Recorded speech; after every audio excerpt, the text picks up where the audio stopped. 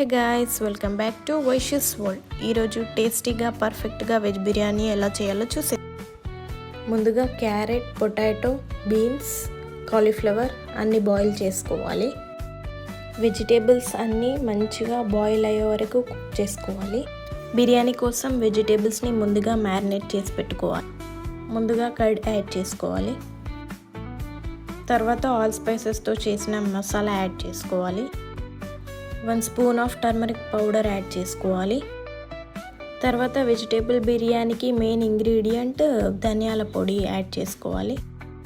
ఒక lemon juice మొత్తం squeeze చేసుకోవాలి. తర్వాత బయట దొరికే చికెన్ మసాలా యాడ్ చేసుకోవాలి. 1 spoon of chilli powder add చేసుకోవాలి. సాల్ట్ కూడా యాడ్ చేసుకోవాలి. అన్నీ మంచిగా కలిసేలాగా మిక్స్ చేసుకోవాలి. హాఫ్ అన్ అవర్ వరకు మంచిగా మ్యారినేట్ చేసుకోవాలి.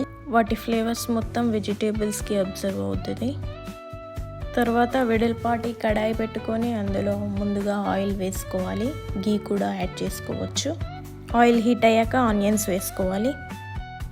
ఆనియన్ గోల్డెన్ కలర్ వచ్చేదాకా ఫ్రై చేసుకోవాలి. ఆల్ స్పైసెస్ యాడ్ చేసుకోవాలి.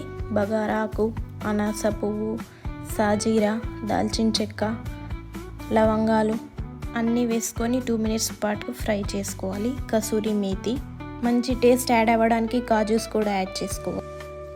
లో ఫ్లేమ్లో పెట్టి 2 మినిట్స్ వరకు మంచిగా ఫ్రై చేసుకోవాలి. చిల్లీస్ సన్నగా కట్ చేసుకొని వేయించుకోవాలి. అన్నీ వేగేంత వరకు మంచిగా ఫ్రై చేసుకోవాలి.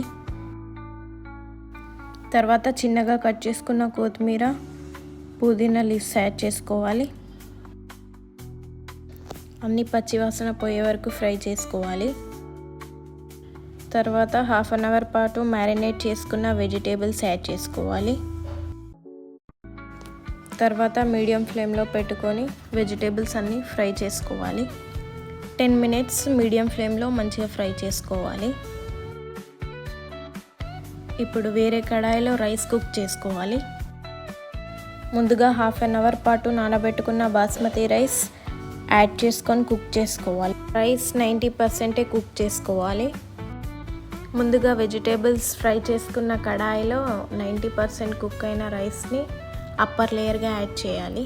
మొత్తం స్ట్రెయినర్తో వాటర్ మొత్తం స్ట్రెయిన్ అయ్యాక రైస్ యాడ్ చేసుకోవాలి. లేకపోతే రైస్ పొడి పొడిగా ఉండదు, మెత్తగా అవుతుంది.